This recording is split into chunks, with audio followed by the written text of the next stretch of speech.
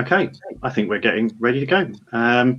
Good afternoon. Welcome to this GovConnect webinar, where we're looking at mental health and why mental health matters more than ever during the coronavirus pandemic here in the UK.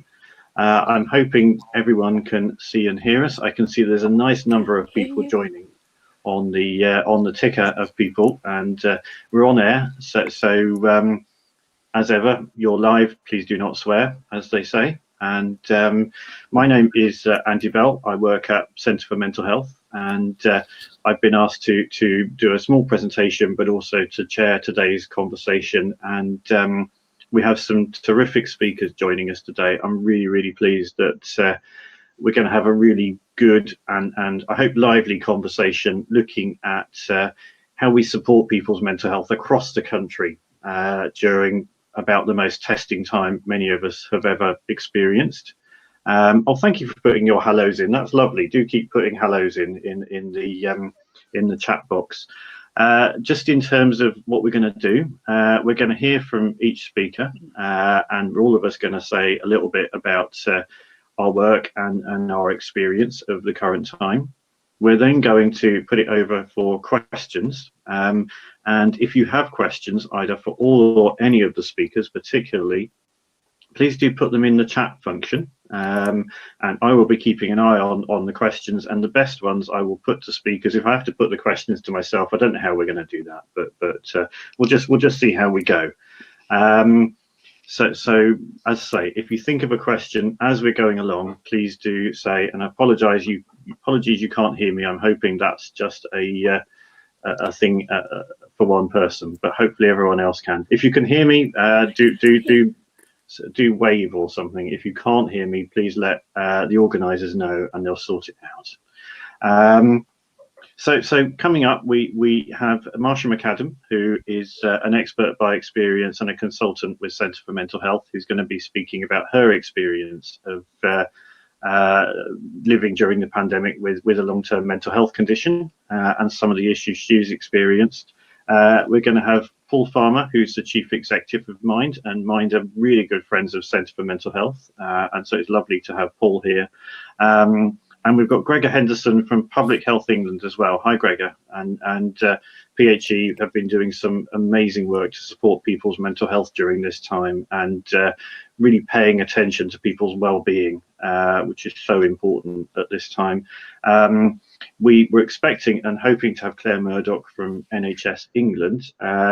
There's been a technical fault with her line, so she is going to record her presentation, which the organisers GovConnect will make sure everyone gets in the fullness of time. So you will hear from Claire, but unfortunately, as ever with technology, it's been a bit challenging. But we've still got a great session for you. I think the only other things to let you know about are, first of all, there are some files. If you have a look on your screen, you should see a whole bunch of options, including chat and polls, which I'm going to come to in a moment, and files. And there's a little red dot next to files because there are lots of useful resources on that, some of which we'll be talking about as we go through the presentations. So do have a look at that, and there's some useful bits of info for you. And if there's anything else people need, we'll try and add that to it as we go along. Okay, so time for a poll. I think just to first of all check that you're all there, and secondly to see if we can get some conversation going and maybe warm things up. So if it's possible to put the poll up, we want to know a simple thing on a scale of 1 to 5, 1 being not great at all, 5 being good. How's your mental health today? Remember, it's anonymous. Nobody's going to know. So just tell us how you're feeling. And that's a good way for us to gauge how everyone's doing.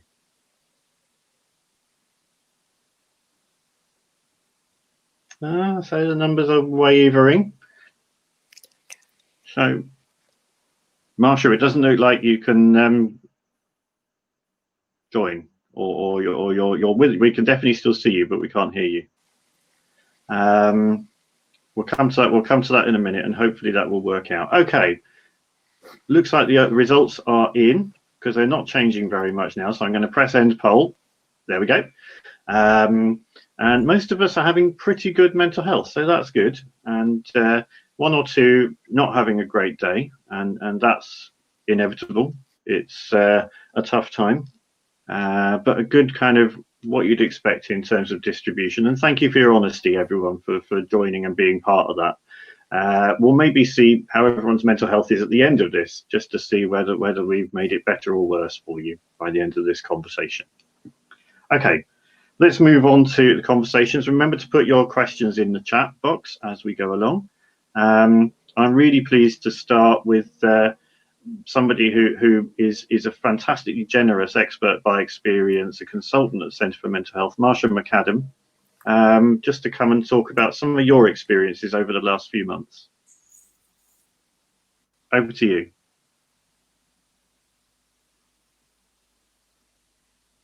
Marsha? Okay, it looks like we've got a technical problem there as well. So I'm hoping that colleagues organising this will be able to sort that out. And shall I do my presentation first? So I'm afraid you get me first. I apologise for that, everybody. You'll just have to be brave. And I'll tell you a little bit about some of the work that we've been doing over this time. And what we'll do is we'll then bring Marsha in after that.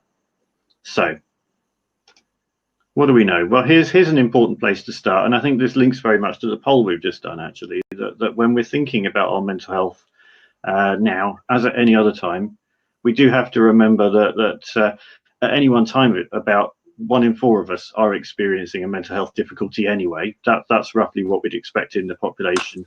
And over the course in our lives, at least 3/4 of us will experience some kind of mental health difficulty that's serious enough to be diagnosable. And we know, of course, that where we're positioned in terms of this spectrum of mental health, from being healthy to not very healthy at all, is determined by what happens in our lives, the things that put us at risk and the things that protect us and give us good mental health. And of course, that's really important to understand in the middle of a global pandemic or any other major crisis, that we are all somewhere on this spectrum, and our place on that is determined by what's going on around us and the way we're living and the stresses and strains, or indeed the things that help to boost our well-being. So what do we know so far? Well, so far, again, looking at the evidence, and we've been scrutinizing the evidence a lot at Centre for Mental Health, we can see that there has been a sharp rise in what we'll call emotional and psychological distress. That's not the same as diagnosable mental illness, but it's about surveys showing that people are experiencing quite a lot of stress, quite a lot of worry, and that was particularly high at the beginning of the lockdown, and it's gradually reduced since. But again, we don't know which way that will go. What we've seen in countries that have been experiencing this before the UK is that some of that rising distress has crystallized into particularly common mental health conditions, anxiety and depression most obviously, and indeed what people might call unhealthy coping mechanisms, such as use of alcohol to deal with some of the distress, and particularly a worsening situation for people who already have mental health difficulties. So remembering we didn't all start on a level playing field. And I think it's crucial that we see the COVID-19 crisis as it's been unfolding, in a sense, as a collective trauma. It's a traumatic event that unlike most traumatic events, is happening to all of us. But of course, we're not all experiencing it in the same ways. And there are really two kind of dimensions in which we can see that. The first is that, like any traumatic event, the more you're exposed to it for longer and the more seriously, the more likely your mental health is to be affected. So if you've had the virus or you've been bereaved by the virus, if the lockdown's been particularly stressful for you, for example, being in a home where you don't feel safe, or if you're in a care home and all of the effects that things have had on residential care services, or indeed you're particularly affected by the recession and the financial difficulties that many people are going through right now and will go through. But also that it's what you come with it too. So people that have been through traumas in the past are more likely to find that this trauma is particularly serious for them, and indeed those living with systematic discrimination and exclusion. So again, the way we experience it is different in many, many different dimensions. One of the other things research tells us, and I don't think we need research to tell us this, is that some groups are facing a higher risk to their mental health than others, just as some groups are experiencing a higher risk from the virus than others. Children, young people, and young adults consistently coming out as those who are particularly affected in terms of mental health, and particularly thinking of young people going into the workforce, for example, facing huge uncertainty in their lives.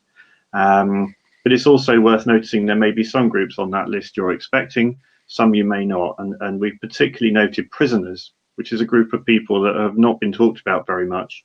But in order to keep people in prison safe, we've seen people locked up for 23 hours a day in cells, and that's going to have a very significant effect on people's mental health going forward. So we need to be aware of all the inequalities and all the dimensions to this. So when we were thinking about the trajectory we may be on, this is what we think it looks like at the moment. And it's don't worry too much about numbers here. This is an illustration that as COVID-19 has gone up and then gradually gone down, mental health needs, they didn't start at zero, did they? But they have gone up. They went up quite sharply. And we don't know at what point they will go down. But that, of course, will depend on what happens next. So one of the things we've heard, and we've heard a lot, is this notion that there's this tsunami of mental health need coming. And I think we need to challenge this, and we need to challenge it for two reasons. One of which is we know there is more need out there. We expect, looking at all of the research that's available to us and all of the evidence, that more people will be experiencing a mental health difficulty over this period of time. And we know that people who already have mental health problems may have more need, and we know there has been some suppressed demand. Some people who haven't been going to their GPs haven't been identified as having a mental health need. But I don't think what we're going to see is everyone immediately seeking help for their mental health. I think we need to understand that for many people, help seeking is a slow process. And that, of course, is an issue in itself, where we've got groups of people that may be experiencing distress, but won't necessarily seek help for it. And of course, if people are affected by the recession, it won't necessarily be immediate. It could be very prolonged. So we're talking about a rising tide of need rather than some imagined tsunami of people all coming forward at the same time for help. The other thing to say is that we don't know what's coming.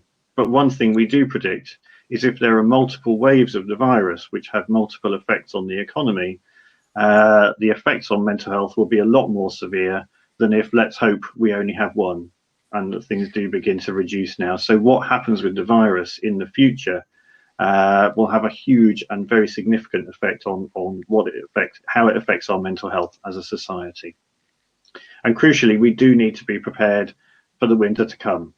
We're potentially looking at a perfect storm of things to do with COVID-19 and things not to do with COVID-19 all happening at the same time, which, when we're thinking about the public's mental health, may be particularly challenging over the winter. So again, we really need to prepare for this. So what can we do? Well, of course, the first thing you do is you try to prevent problems rather than just waiting for them to happen. So all of the financial safety nets that have been set by government may have a significant positive effect on our mental health. So we need to sustain those for as long as they're needed.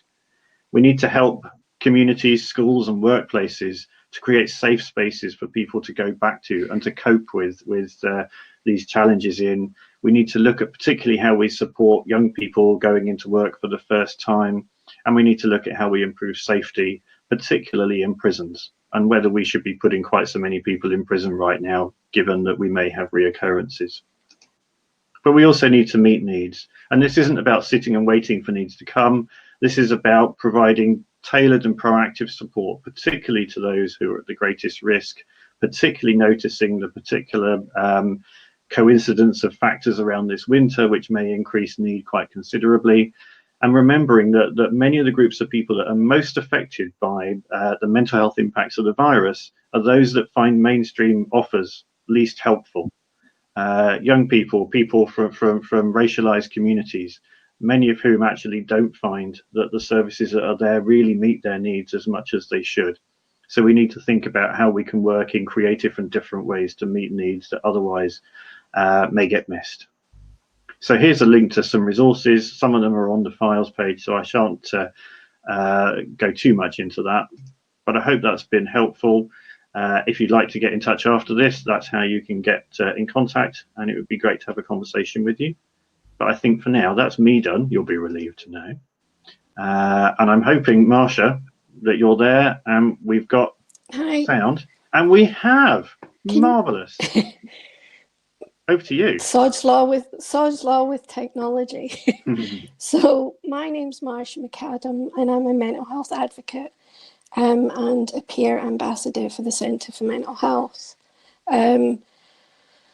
I have a diagnosis of borderline personality disorder, which is otherwise known as persistent distress. And I have fibromyalgia, type 2 diabetes, and a few other things just to put in the mix. And for me, the last few months has given me a chance to actually speak out on blogs and podcasts and that about some of the things that I fear, but also the people that I speak to fear. So I am one of the lucky ones. I have home carers, so I have a carer in the morning and at night. Now, there's so many people that haven't had that care from COVID. You know, the PAs and the domiciliary care teams weren't able to go through the door.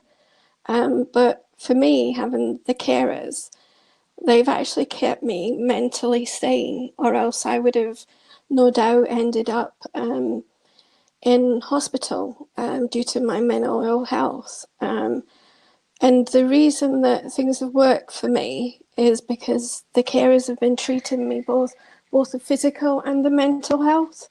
And that doesn't happen. But for me, I went through so much in the past to get this care. A few years ago, I had 4 domiciliary care agencies over this space of 2 years. And in 1 year, I ended up at crisis point because I wanted to die because of how poor the care was. So the fact that this year there's been this pandemic and yet I've been kept safe at home. It also means that my borderline personality disorder traits haven't triggered the no self of identity, the fear of abandonment, and that is because of the social care. Now, the government are saying, aren't they, about social care really being important, but I want to, for us to really look at that because we can save money and also people's quality of life. Now, in 2008, I took a near fatal overdose and was in ICU for a month in an induced coma for 3 of those weeks, and then being brought round for the other week off oxygen and everything. And speaking to Andy the other day and acknowledging that it was really, really traumatic.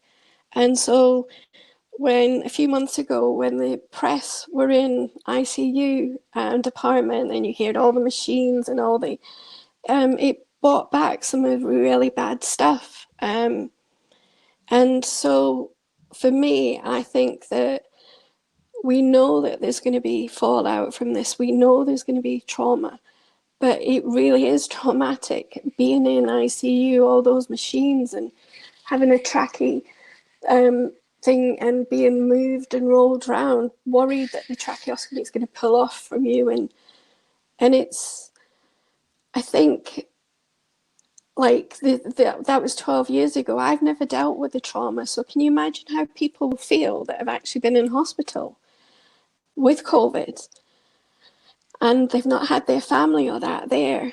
And if I think what I need is for you as leaders to be bold. You have taken chances during COVID, and I want you to carry on doing that. And I think that you can. So I just also wanted to say, just before I go, face masks. My big fear is that people cannot afford face masks. Someone on a low income wage or minimal benefits or that, they're not going to be able to afford face masks. And that's where I think the government or charities and that can come together and give out free face masks. I know some areas there are, but people like me don't know where to go for them. And as of Friday, we can't go shopping or anything. But it's like, give us the support that we need, because that will help us not get the virus and that will save hundreds of thousands of pounds. So in money, but then also psychologically. So yeah, forgive me if I've waffled. Back to you, Andy. Marsha, that was brilliant. Thank you. And I think it's so important that we begin with real life experience. And I think what you've been able to share, first of all, is fantastically useful. And I can see people on the chat are responding to that already.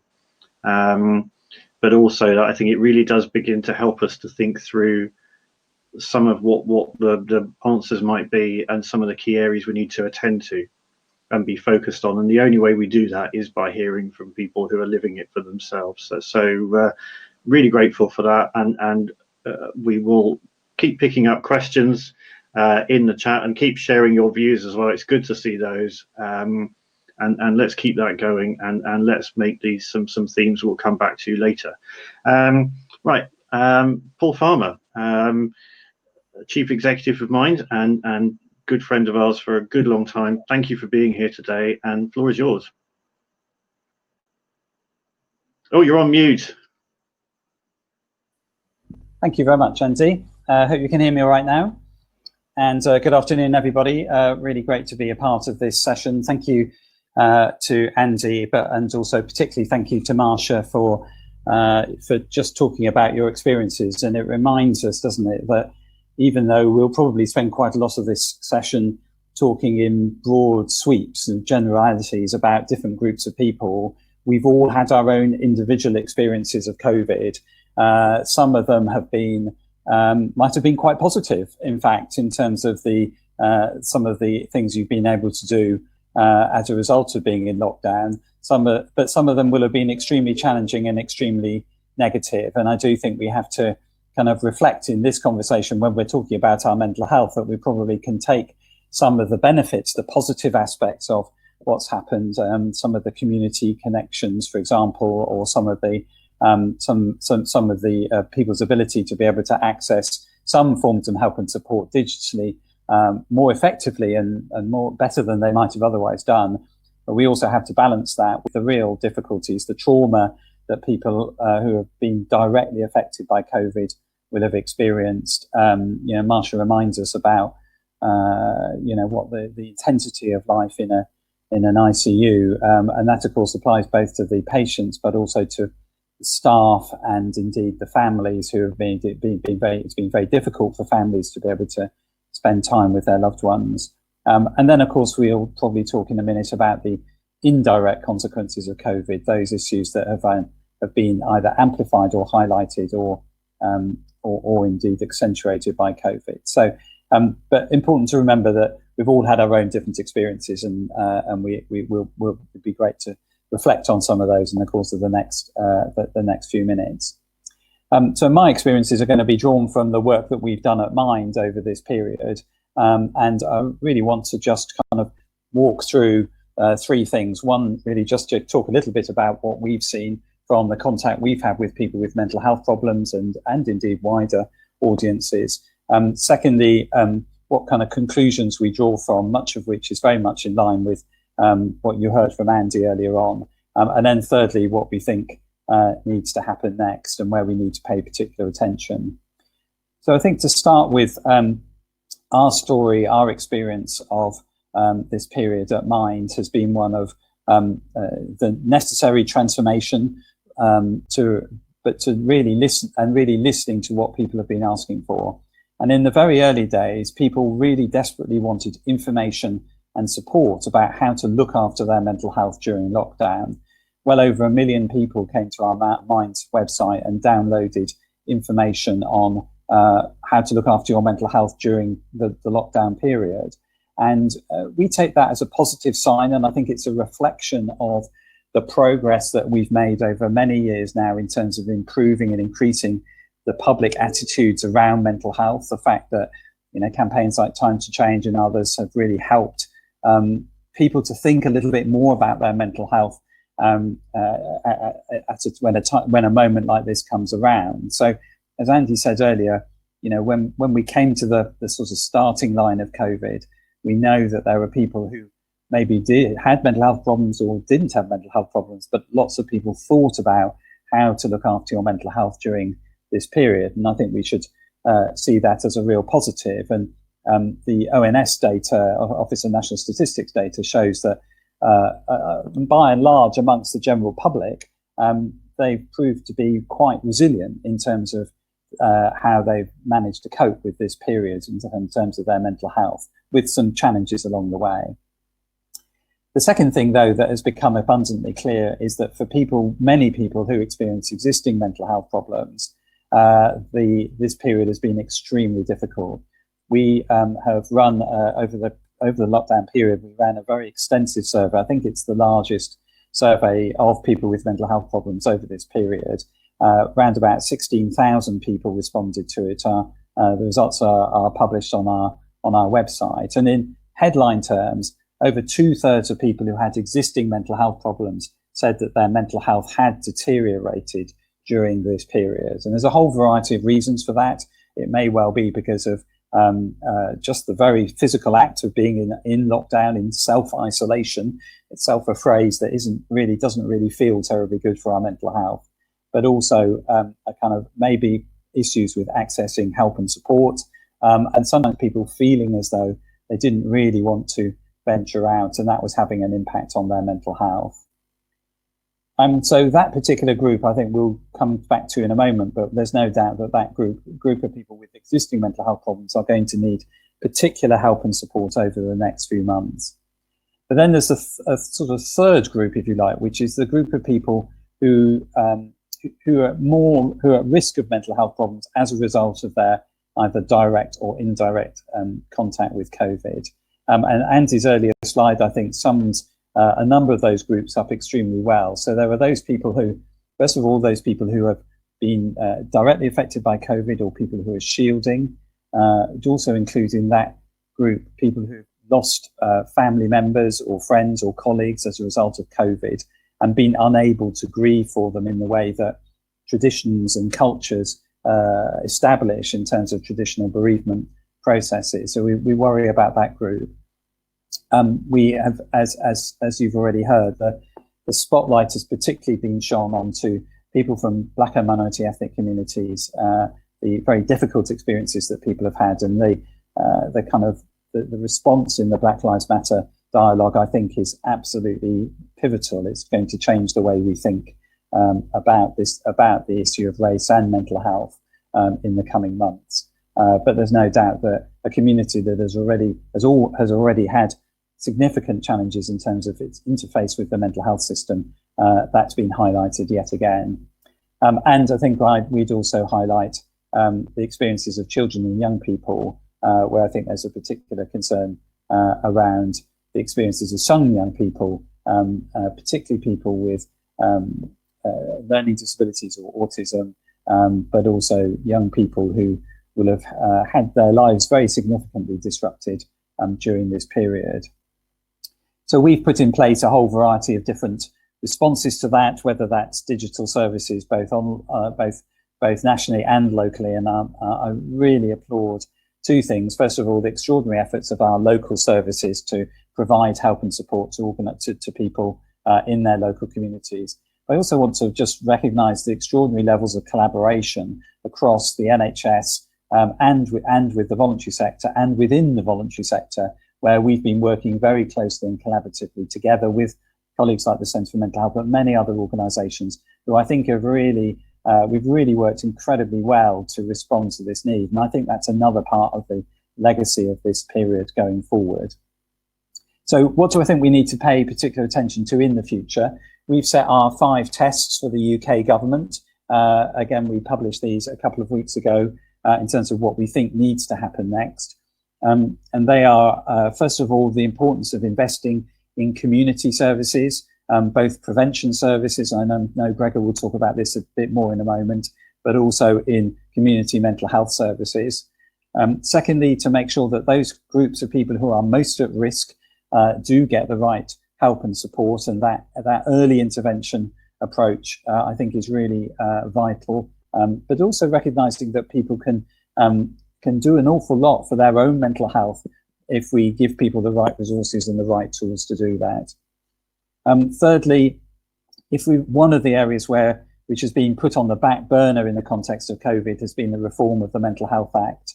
And it's necessary and needed, particularly if we're really going to pay attention to the experiences of people from Black and minority ethnic communities in relation to their mental health. We think that now does need to be brought forward as soon as is reasonably possible. Fourthly, providing a financial safety net for people. As Andy's earlier graph illustrated, many people have had a financial safety net over this period, which may well disappear. But we mustn't forget the significant challenges that people who are already on welfare benefits have experienced in many years gone by, and that's going to be even more crucial during this period. And then finally, making sure that there's appropriate levels of support for children and young people.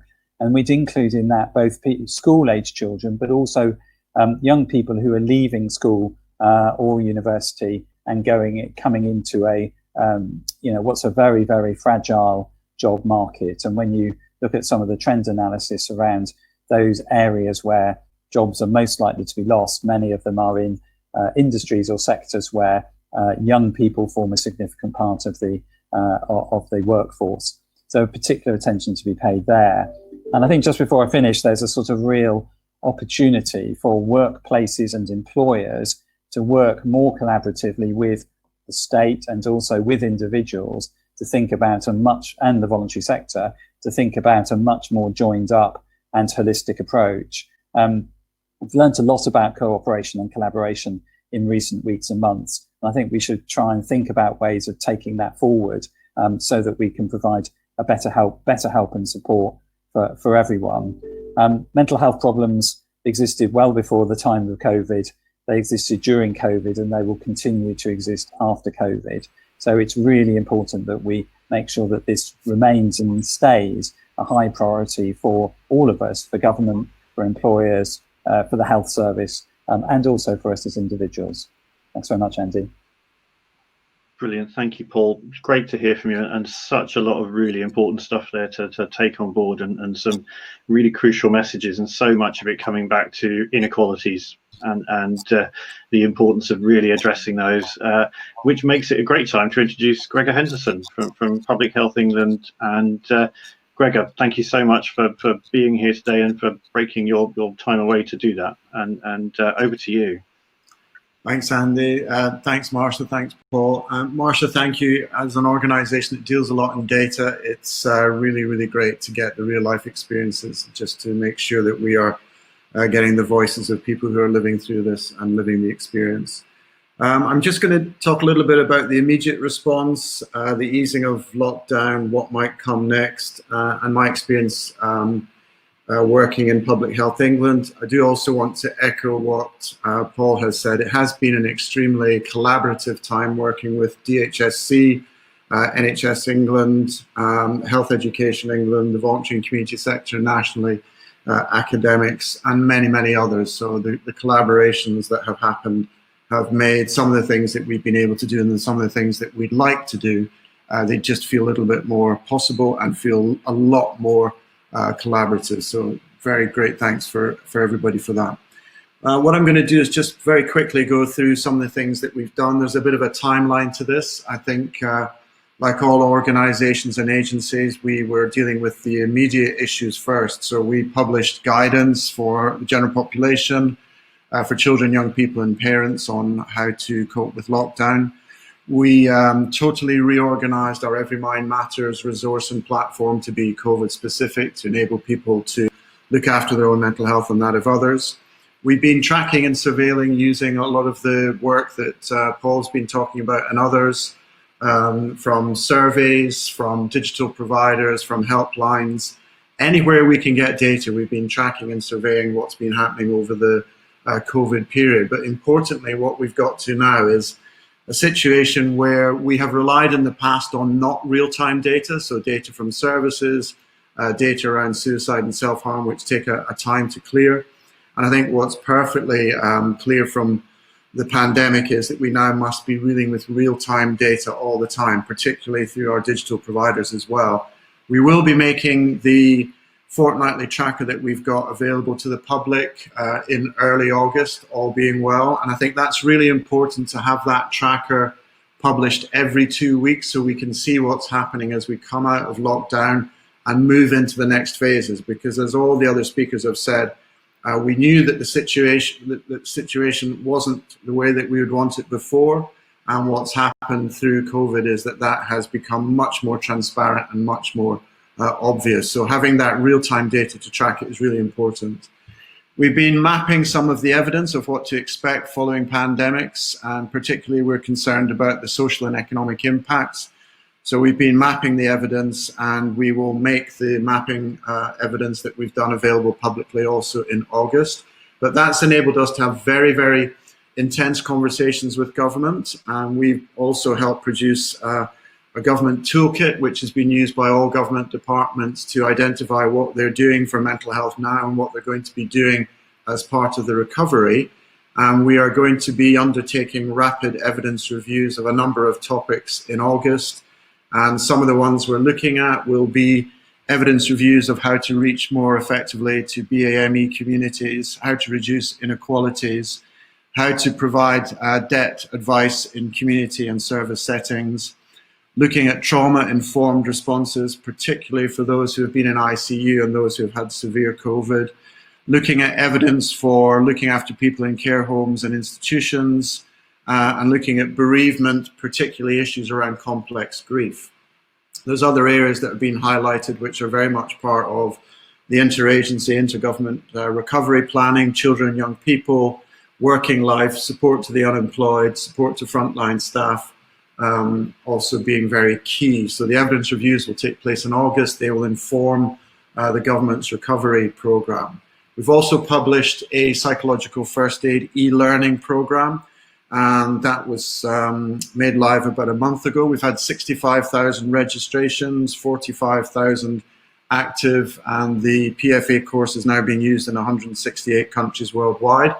And that's to enable people to respond and have the right conversations about the psychosocial and mental health impacts of COVID. So if you haven't seen that, there'll be a link that GovConnect will send out, and please do join the growing group of people who are doing that. A lot of work going on children, young people behind the scenes, getting ready for school's return, and also trying to make available resources from across a wide range of voluntary sectors and others who have been producing some amazing resources for children, young people and parents, trying to put those in a more accessible national place and make sure that we have some social marketing to make sure that's available. Suicide prevention work, we have been gathering data. We are gathering data from 29 sites across the country in England, which will cover about 70% of the population. And we're looking to pull together real-time surveillance of suspected suicides and be able to show what the impact has been since January to July. And we're bringing the data in now and analysing that, and hope to have a report to be able to share publicly by the end of August on what has happened over the last 6-7 months on suicide. We also look at the Interagency Study Committee, which is an international committee looking at what to do in the face of a pandemic, and they've been producing some very helpful resources. So we're trying to audit what we're doing in public health across England against that very helpful 14-point plan. So the IASC audit is very helpful. And a lot of our focus has been on inequalities and race and mental health, as you would expect and hope. Support to the voluntary sector, there's lots of conversations now about looking at micro grants and also finding ways to not just support digital during this time, but to make sure digital services are something that will be of benefit to populations into the future. One of the things that is really rising up now is local responses, and there are a number of local areas doing very detailed modelling and planning for recovery, and some of those areas are doing some particularly excellent work. And I think that's really important as we look towards the future and not just back up the NHS, which is vitally important, but make sure we're doing that also for social care, public health and wider. And the expectation and hope is that local recovery planning is taking mental health and embedding that at the heart of their local recovery planning. I've got 5 reflections and insights. The first is data. That we know we have to use real-time data. We know and can predict where some of the problems are, and we need to be tracking that very rigorously and assiduously over the next longer term. Making sure that we've got much more qualitative information from people in their lives from different communities. Making sure that we've got prevention activity being supported and funded. So again, not just the treatment response, but the prevention response is going to be absolutely vital. Getting the message out that when people are needing help and that they can seek help and get that help early, and looking very closely at how we can support local integration of mental health in the recovery planning process. I think my hope and expectation is that locally and nationally, while we're looking at recovery planning, that will be the first bedrock, and a lot of us have been campaigning a long time for this, including people on this call, to make sure that we are moving towards integrated strategic planning. So a recovery plan is welcome, but if that leads to much more integrated cross-departmental and local agency responses, then that will be the opportunity we need to take. So I think we may be able to defer some risk as we go through the next stages, but I really want us to start focusing on prevention and getting planning for the longer term, the inevitable economic downturn and the social impacts that will take on people's health. Thanks, Greg. Fantastic, and it's great to see both the real commitment that Public Health England is showing to mental health at this time, and also the work you're personally doing to lead that and to make sure that mental health is in all those conversations, and that there are some resources, and I think we've seen such a really positive response to the psychological first aid initiative and the resources that have been made available, and on the chat there is a link to that, so if you haven't seen it already, do follow it, do take a look, and hopefully you and colleagues and people you know and love can benefit from that. We've had some good questions so far, which I've been noting down. So what I'm going to do is perhaps, as there are more questions than everyone can answer, I'll perhaps ask specific people to pick up questions. And as ever, do keep putting your responses in the chat, because again, there are lots of people who have views on this. So I want to start with the first one that came in, and it came from Ruth. And thanks, Ruth, raising the issue of faith communities and faith organisations. And how locally they can help and support people during this time. And I'm wondering, Paul, if from the local minds that you work with, whether you kind of see a value to faith organisations alongside. Yeah, thanks very much, Andy. Yeah, absolutely. I think faith communities themselves, of course, have had to adapt the way they interact with each other as a result of this lockdown period too. And we've, at a local level, done some really great work working with particular communities, thinking about how they can support people around their mental health and their resilience. So a couple of examples of that we've done in East London, and also in Ipswich. We've done some really interesting work with imams in mosques, thinking about how we talk about issues around mental well-being through the medium of the Quran. It's been a really interesting and powerful piece of work. And in another area where I've seen some really interesting work has been with both Church of England and Catholic communities who have used their communities to provide help and support to support the mental health of the members of their particular parishes. I think there's a lot more that we can do in this area, and I think it's a particular area. I think for faith communities, the point I mentioned earlier about bereavement support is going to be particularly important. A lot of people have not been able to have funerals, not just as a result of, not just because those people who have sadly lost their lives as a result of COVID, but anybody who has lost a loved one during this time, or where there have been funerals, they've been very small in number, and different faiths have their own really important rituals that help us cope with a natural human emotion that is grief and loss. And those rituals really help many, many people to cope with that. So I think there will be a really important role for faith communities to play in the coming months to find ways to use those services, those ceremonies, to bring, you know, some kind of comfort to people who have lost ones during this period, loved ones during this period. Thanks, Paul. And again, I think we really need to think about that aspect of people who have lost someone, and how we support and how we do that on a community level. And some local areas have now started to have books of condolence and other approaches where there is some kind of collective approach to marking the losses that communities have experienced, and to creating a different way of doing that, which I think is really important. And I'm sure that need for ritual on a kind of public level will be really important. So thanks to Ruth for raising that, and good to see it picked up. Marsha, we've had a couple of people asking about digital technology and the degree to which that's helpful, and whether for some people, particularly those who are excluded, whether there are difficulties, but just your reflections on the use of digital as a way of reaching people. So I'm a bit of a doofus with tech. I've seen other questions at the site, they are at the chat at the side, but because I don't know how, I wanted to sort of respond, but I wasn't able to. For me, digital is a barrier. I'm okay doing Zoom and things like that, but so I received mentalization-based therapy many years ago, which was life-changing for me, but that was face-to-face and group therapy.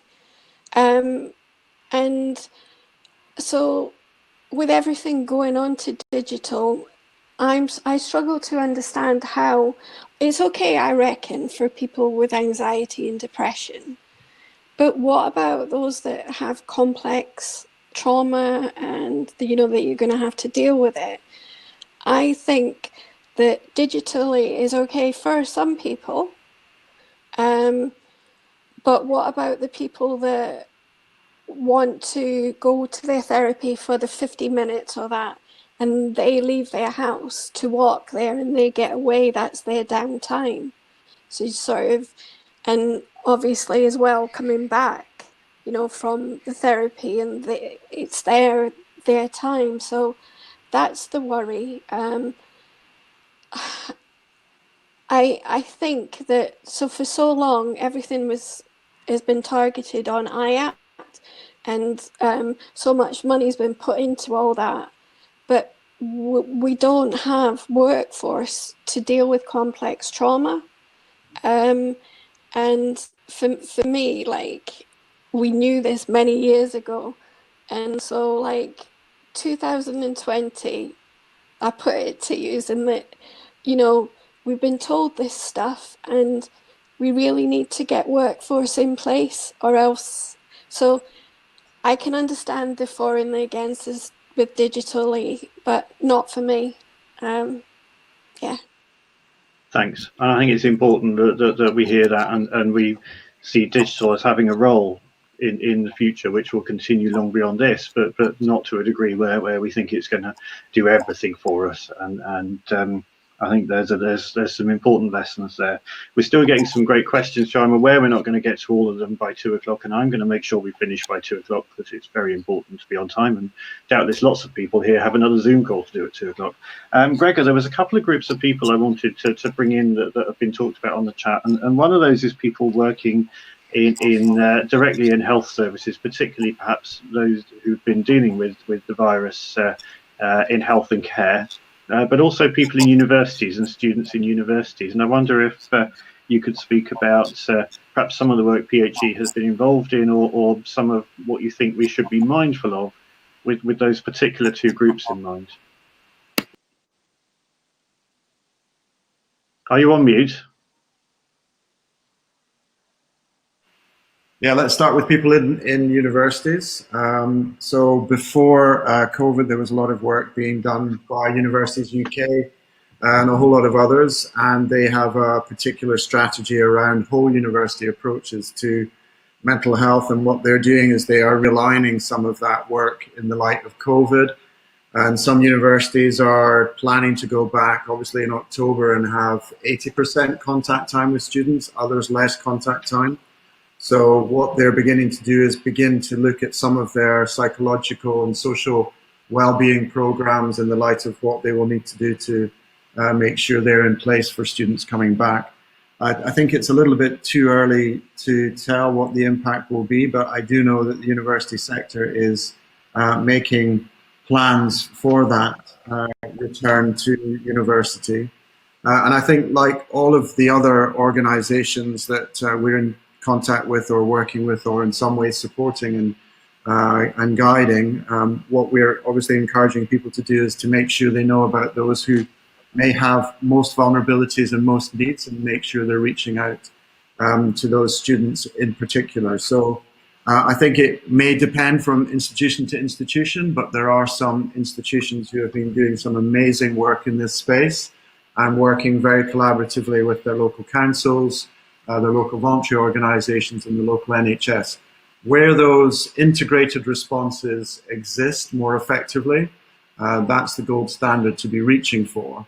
What we can't have is people attending university and falling through the cracks of either the NHS social care system and leaving universities to pick up things. But I think we are seeing a lot more awareness and realization and planning in universities. So hopefully that will continue.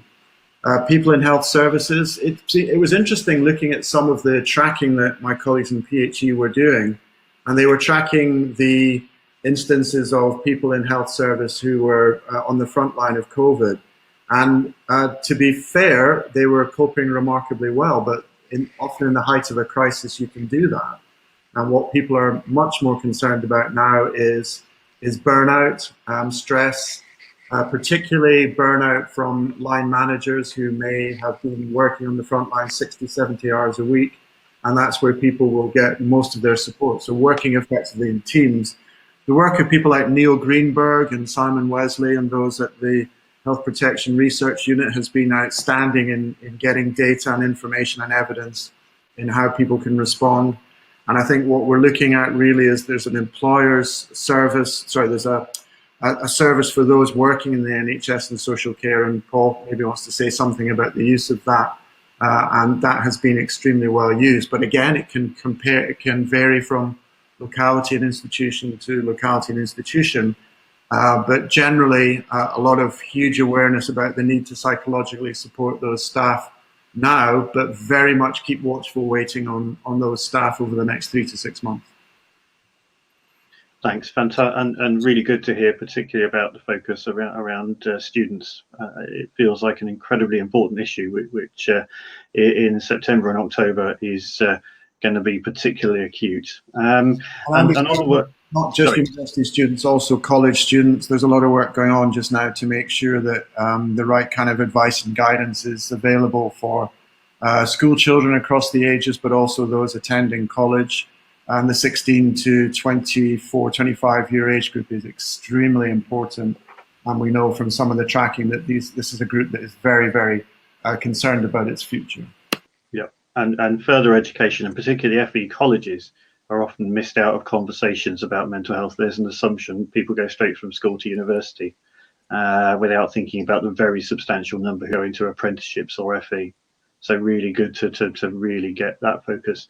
Paul, we've had a couple of conversations about workplace mental health in the broader workplace and mental health first aid and time to change. And you've literally got a report with your name on it on workplace mental health. What are your thoughts on workplace mental health at this time and what employers can do to help and what all of us can do in workplaces to help one another? Yeah, thanks, Andy. I mean, I think what we've seen is that many employers have really thought carefully and hard about the well-being of their staff.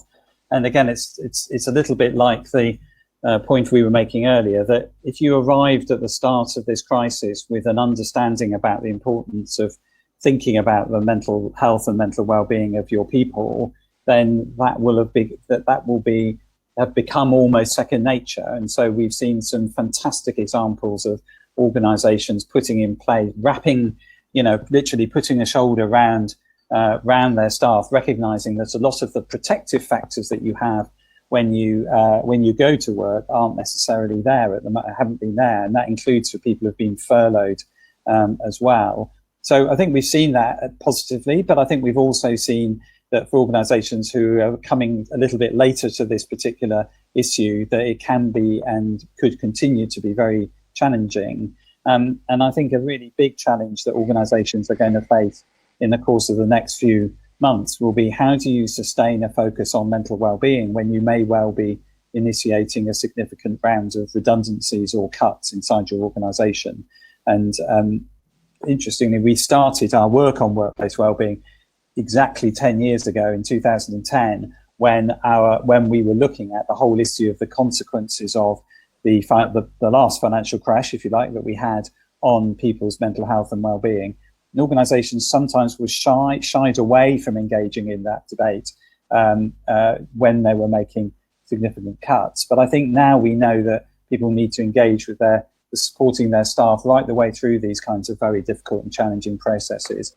And just to pick up on one example of something that we have done during this period that Gregor mentioned, the Our Frontline initiative. So ourselves, Samaritans, Shout, the Crisis Text Line Service, and Hospice UK kind of came together to form a single access point, really, through the Mental Health at Work website, a campaign called Our Frontline, particularly focused on people who are working in the NHS, in social care, and as frontline workers, whether it's in our supermarkets or bus drivers, and many others besides that. And that service has had well over 130,000 contacts over the last 8 to 9 weeks, really showing there's a need. And I think organisations like the NHS have also really recognised that this needs to be an increasingly important part of the way in which they think about their staff, many of whom are extremely burnt out now and have had a really tough period. But I think that's also the case, particularly for people who are working in social care, where organisations, where on the whole, lots of people who work in social care, people like your carers, Marsha, who are, doing an amazing job, but often are not well paid. They don't necessarily have the great level of support from their employers. I think, there's going to be a real need to focus on people who haven't historically had that kind of support from employers, and a big opportunity for people to step up to do their piece there as well. Thanks, Paul. Really good advice. Marsha, I know you're definitely to come in, and then we're going to finish, because we are going to finish on time. So first of all, Paul, I call my carers my fairy godmothers, because they sprinkle the dust on, and then it means that I can do these type of things. Just before COVID, I was at the King's Fund, and it was NHS Confed. It was the Mental Health Network annual thing, and we were talking about people plan and that, even though it did not come out. And I said to them that people like yourselves, chief execs, and your senior executive staff, you need to take care of yourself. And then lo and behold, COVID happened, and I think now more than ever, you need to really take care of you and your staff, because how then can your staff then be well enough to look after me, that type of thing, So I think it's so important. So as a takeaway, make sure you take care of yourselves. The finger pointing definitely works, doesn't it? I think it works better on Zoom than it does in any other context, but don't do it. It's not good for us. Right. That's it. We've used our hour. Thank you so much to our amazing speakers. Just to let you know that a recording is being made of this, which will include Claire Murdoch's talk, and that will be emailed out to participants tomorrow. So you don't have to do anything. It will come to you, which is very good, I think. And I think we have to thank Rob and the team at GovConnect for organising this for us. They've done it as a freebie. It's a great thing to do, and we've had a terrific conversation. I'm really grateful to everyone who's first of all turned up, and it's great to have so many people joining this conversation. We've had some really good conversations today. I think did want to mention that we've also had some points made on the chat about the lack of diversity of the panel in terms of ethnicity, and I think we've all of us learned that when it comes to gender, we shouldn't have all white male panels, and I think we need to kind of keep going further in terms of the diversity of representation on events like this. But we've had some terrific contributions today. I think we've learned a lot. There are loads of resources. Do keep coming back to us. Do share what you're up to. And do keep using the resources produced by Public Health England, Mind and Centre for Mental Health. And stay safe. Look after yourself. Remember what Marsha said. And enjoy the rest of your day. Take care.